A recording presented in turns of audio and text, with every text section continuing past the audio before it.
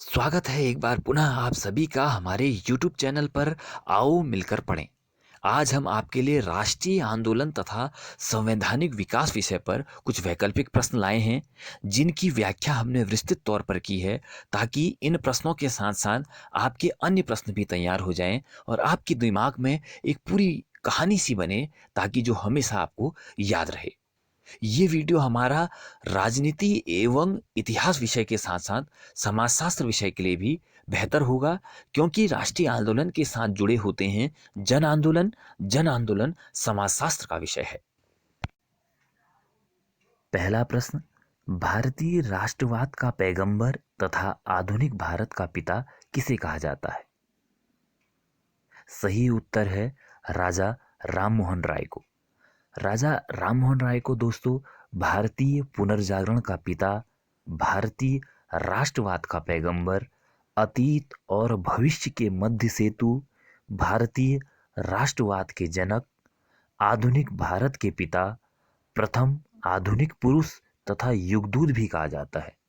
और राजा राममोहन राय को राजा की उपाधि अकबर द्वितीय ने दी थी, जबकि वे अकबर द्वितीय के ही राजदूत बनकर इंग्लैंड गए थे, जहां 1833 को उनकी मृत्यु हो गई थी।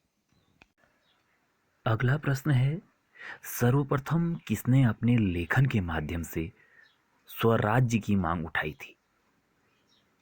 सही उत्तर है स्वामी दयानंद सरस्वती। जी हाँ दोस्तों, सर्वप्रथम दयानंद सरस्वती ने स्वराज्य शब्द का प्रयोग किया था और हिंदी को राष्ट्रभाषा के रूप में स्वीकार भी किया था। इन्होंने ही सबसे पहले विदेशी वस्तुओं का बहिष्कार, स्वदेशी वस्तुओं को अपनाने पर बल दिया था।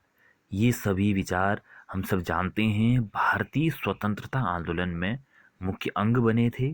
साथ ही साथ इनके द्वारा 1875 में आर्य समाज की भी स्थापना की गई थी। किस आधार पर स्वामी दयानंद सरस्वती ने सर्वोच्चता को निर्धारित करने का विरोध किया था? इसका सही उत्तर है जन्म। जी हाँ दोस्तों, स्वामी दयानंद सरस्वती सर्वोच्चता को निर्धारित करने के लिए जन्म को आधार नहीं मानते थे। आपको ये भी बताते चलें, दयानंद सरस्वती के बचपन का नाम मूलशंकर था और इनके द्वारा 7 अप्रैल 1875 को बंबई में आर्य समाज की स्थापना की गई थी, जिसका मुख्य उद्देश्य था प्राचीन वैदिक धर्म को शुद्ध रूप से पुनः स्थापित करना, जिसके लिए इन्होंने नारा भी दिया था, वेदों की ओर लौट चलो। हालांकि उस नारे को लेकर कई लोगों ने अलग अर्थ भी निकाले, जिसके चलते बाद में अरविंद घोष ने उसी नारे को थोड़ा परिवर्तित किया था और कहा था, वेदों की ओर लौट चलो, पुरातन की ओर नहीं। चलिए अगले प्रश्न की ओर बढ़ते हैं। सर्वप्रथम किसने 1857 के विद्रोह को भारत का प्रथम स्वाधीनता संग्राम कहा था? सही उत्तर है V D Savarkar. V D Savarkar ने इस विद्रोह को सुनियोजित स्वाधीनता संग्राम की संज्ञा दी थी। उन्होंने इसे स्वतंत्रता की पहली लड़ाई भी कहा था। सावरकर से जुड़ा अगला प्रश्न भी हमारा है, उसमें और विस्तार से जानेंगे। सावरकर जुड़े हैं। अगला प्रश्न ये है, विकल्प हैं भारतीय राष्ट्रीय कांग्रेस, हिंदू महासभा, स्वतंत्र लेबर पार्टी या इनमें से कोई नहीं। सही उत्तर है हिंदू महासभा। विनायक दामोदर सावरकर भारतीय स्वाधीनता आंदोलन के प्रखर राष्ट्रवादी नेता थे। हिंदू राष्ट्र की राजनीतिक विचारधारा में जो हिंदू या हिंदुस्तान या हिंदुत्व का विकास जिसने किया, उसका श्रेय सावरकर को ही जाता है।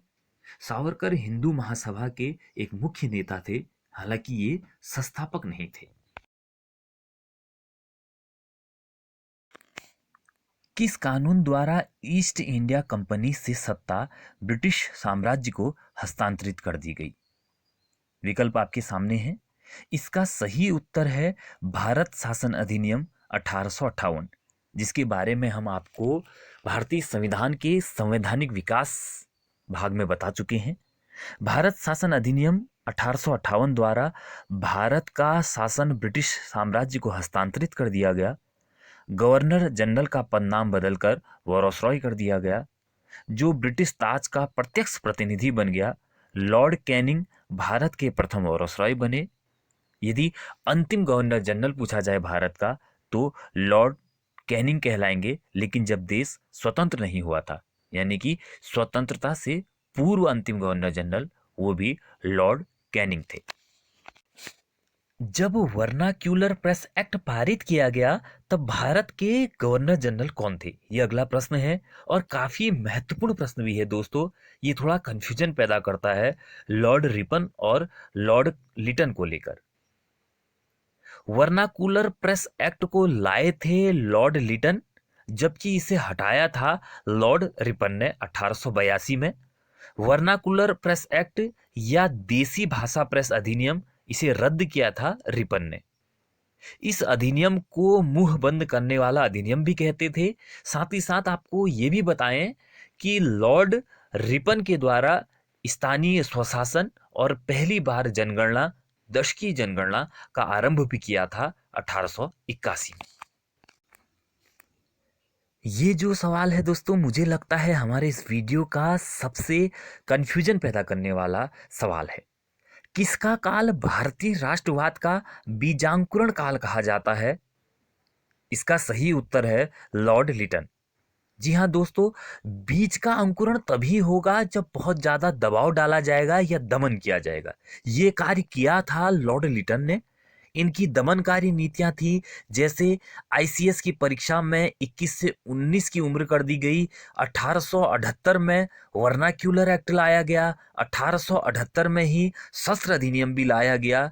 इनके कार्यकाल की बात करें तो 1876 से लेकर 1880 तक इनका कार्यकाल रहा था, जो दमनकारी कार्यकाल था, जिसके चलते बीज का अंकुरण हुआ और राष्ट्रवाद की भावना और प्रबल होती गई। ये प्रश्न आसान है। वेदों की ओर लौट चलो कहा था दयानंद सरस्वती ने, दिल्ली चलो कहा था सुभाष चंद्र बोस ने, करो या मरो का नारा दिया था महात्मा गांधी ने, जबकि इनकलाब जिंदाबाद कहा था भगत सिंह ने। अगला प्रश्न, भारतीय राष्ट्रीय कांग्रेस के नरमपंथियों का विश्वास था। इस हम सब जानते हैं, शांतिपूर्ण संवैधानिक तरीकों से ये अपनी मांग मनवाते थे। हालांकि बाद में जाकर राष्ट्रीय कांग्रेस में इसे लेकर विवाद भी हुआ और दो भागों में कांग्रेस का विभाजन हुआ था। अगला प्रश्न, भारतीय राष्ट्रीय कांग्रेस का निर्वाचित प्रथम यूरोपीय अध्यक्ष कौन था? तो वे थे जॉर्ज यूले।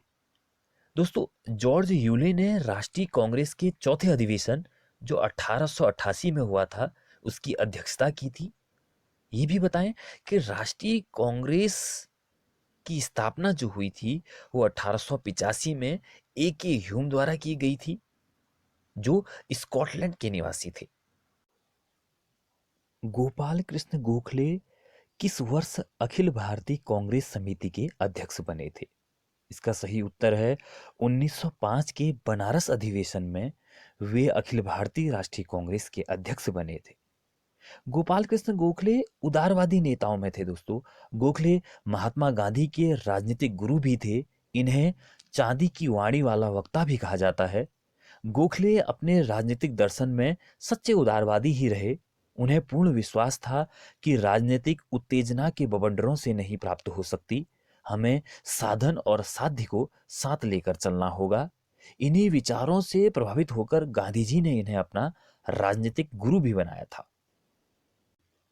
आज की वीडियो का अंतिम प्रश्न, भारत को औपनिवेशिक स्टेटस दिए जाने की मांग किसने की थी? सही उत्तर है दादा भाई नौरोजी। दादा भाई नौरोजी को ओल्ड मैन ऑफ इंडिया भी कहा जाता है, जो 1892 में उदारवादी दल की ओर से फिसबरी से ब्रिटिश संसद के लिए चुने गए थे। अपने ब्रिटिश संसद में रहने या इंग्लैंड में प्रवास के दौरान 1855 से लेकर 1859 तक इन्होंने अंग्रेजों तक भारतीयों की समस्या को पहुंचाने के लिए लंदन इंडियन सोसाइटी, जो 1865 में बनी थी, ईस्ट इंडिया एसोसिएशन 1866 में बना था, ये संस्थाएं बनाई थी। दादा भाई नौरोजी नरम दल के थे और वे ब्रिटिश शासन से उनके अधीन रहकर ही स्वायत्तता की मांग चाहते थे।